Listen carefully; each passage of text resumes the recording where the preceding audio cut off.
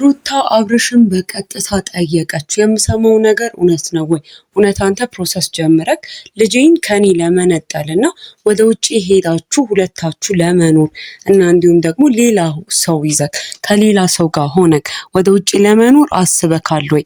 ቀጥታ መጠየቅ ፈልጋለሁና እውነት የምሰማው ነገር እውነት ነው ወይ ብላ ሩታ ፊት ለፊት አብርሃምን ጠይቀዋለች። ልጃችን ጉዳይ እኔና አንተ ቁጭ ብለን መወሰን አለብን አለችው። ስለ ልጃቸው ሁለቱ አውሩ። ሰላማችሁ በያላችሁበት ብዝት ይበልልኝ የተወደዳችሁ ቤተሰቦቼ።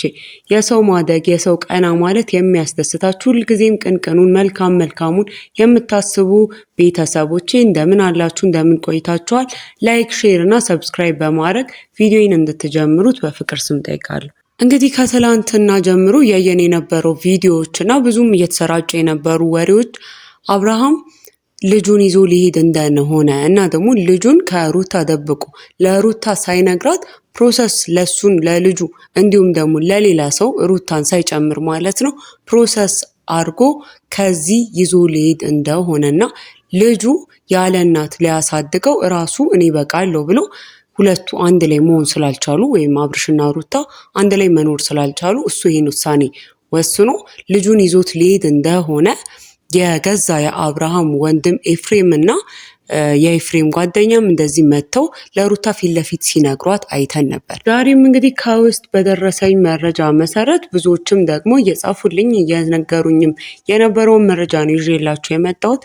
ይህም ደግሞ ሩታ በቀጥታ አጣራለሁ ያለችውን ጉዳይ አብርሃምን ጋር ሄዳ ከሌላም ሰው ከማንምም እንደዚህ አይነት ወሬ በተለይ ደግሞ ስለ ልጄ አምጬ ስለወለድኩት ልጄ እናቱ ነኝና ስለሱ የምታደርገውን ወሬ ወይም የሚያወሩትን ነገር ከሌላ ሰው መስማት አልፈልግም፣ በቀጥታ አንተን ነው ማውራት የምፈልግ ብላ አብርሃም ጋር እንደሄደችና ስለ ልጃችን ጉዳይ ቁጭ ብለን መወሰን አለብን፣ ውሳኔ መስጠት አለብን።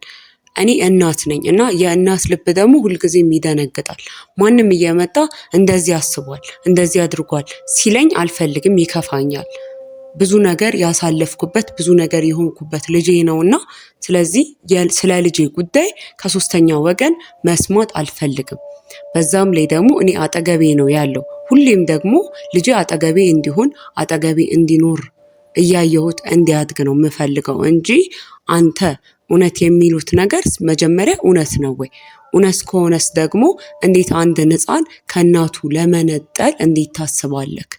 ይህ ነገር ልብክስ እሺ ይለዋል ወይ? ምክንያቱም እንደ አባት አይደለም ማሰብ ያለብን ወይም ደግሞ አባቱ እንደሆንክ የታወቀ ነው። ሆኖም ግን እንደ አንድ ሕፃን ልጅ አሁን ላይ ማን ነው የበለጠ ለዛ ልጅ የሚያስፈልገው? ማነውስ የተሻለ ልጁን መንከባከብ የሚችለው? ስለዚህ እንዴት እያሰብክ ነው? ይህን ነገር እኔ እናት ነኝ። እያንዳንዱ ከልጄ የሚሆነውን ነገር ስለ ልጄ የሚፈጠረውን ነገር ምንም እንኳን ልጅ አጠገቤ ቢሆንና ምንም ማድረግ ባትችል እንኳን የምታስበውን ነገር የኔም ልጅ ስለሆነ መስማት ማወቅ እፈልጋለሁ እና የሚሉት ነገር በመጀመሪያ እውነት ነው ወይ ብላ ጠይቃው ነበረ ለአብርሃም። አብርሃምም እንግዲህ ለልጅሽ አዎ አንቺ እናት ነኝ እንደምትዩ ሁላ እኔም ለልጁ አባት ነኝ። ልክ እናት ለልጁ ያስፈልጋል። ለልጅ ለአንድ ሕፃን ልጅ እናት ያስፈልጋል። የእናት እንክብካቤ ግዴታው ነው እንደምትዩ ሁላ የአባትም እንደሚያስፈልግ ማወቅ አለብሽ። እኔም ልክ እንዳንቺ ቦታ እኩል ቦታ አለኝ ልጄ ላይ ለመወሰን ልጄ ላይ ምንም ነገር ለማድረግ እኔም ቦታ አለኝ። ስለዚህ መምጣትሽ ጥሩ ነው። ሁለታችን አውርተን መወሰን ያለብንን መወሰን አለብን እንዳላት ከውስጥ የደረሰን መረጃ ሰምተናል። ሩታ እንግዲህ እኔ ማንንም ወሬ ሰምቼ ወይም ደግሞ የሚናፈሰው አሉባልታ ስለ እኔና ስላንተ አካባቢው ሀገር የሚለው ነገር በጣም ብዙ እንደሆነ አውቃለሁ። ምን ያህሉ እውነት እንደሆነና ምን ያህሉ ደግሞ የተሳሳተም እንደሆነ አውቃለሁ።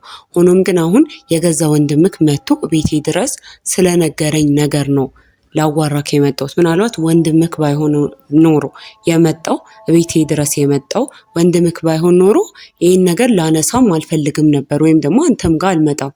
ምክንያቱም ምንም ነገር ብታስብ አንተ ምንም ልታደርግም ብትፈልግ ካለኔ ፈቃድ ልጄን የትም ምንም ልታደርገው አትችልም። የኔ የእናቱ ፈቃድና የእናቱ እንክብካቤ የሚያስፈልገው ልጅ ስለሆነ መቼም ቢሆን እንደምታስበው ብቻህን ልታደርገው አልችልም። ይህንንም ደግሞ ስታደርግ እኔ ዝም ብዬም አልተወክም። ልጄንም ደግሞ ዝም ብዬ አሳልፌ አልሰጥክም። እነሱ እንደሚሉኝም እኔ ልጄ በእንጀራ እናት እና እናቱ እያለች በተለይ የገዛ እናቱ እኔ እያለው እኔ መንከባከብ እየቻልኩኝ ልጄን ከአጠገቤ መሆን እየቻልኩኝ ሙሉ ጤነኛ ሆኜ ልጄን እየፈለግኩት ልጄን እየናፈኩት መቼም ቢሆን የእንጀራ እናት የኔን ልጅ ስታሳድግ አንተ ይዛት የምትሄዱ ማንኛውም ሴት ትሆን ማንም ልጄን ስታሳድግ በፍጹም ቆሜ ላይ አልችልም። ይህን ላደርግ አልችልም። እኔም ብቻ ሳይሆን ሕግም ምንም ቢሆን ይህንን ነገር እንድታደርግ አይፈቅድልክም። ምክንያቱም ሕግ ምንጊዜም መጀመሪያ ሕፃን ልጅ ከእናቱ ጋር እንዲሆን ከአባቱ በተሻለ የእናት እንክብካቤ እንደሚያስፈልገው ይደነግጋል። አዎ የአባት እንክብካቤ ሊያስፈልገው ይችላል። ሆኖም ግን ሕፃን ልጅ መጀመሪያ በዚህ እድሜው በዛ ላይ የእናቱን ፍቅር፣ እንክብካቤ፣ ትንፋሽ ራሱ ልጅ የሚፈልግበት እድሜ ነው። ስለዚህ ምንም ቢሆን ምንም ብታደርግ ልጄን አሳልፌ ልሰጥክ አልችልም እና በከንቱ አትድከም። ያንተም የአባቱን ፍቅር እንደሚያስፈልገው አውቃለሁ።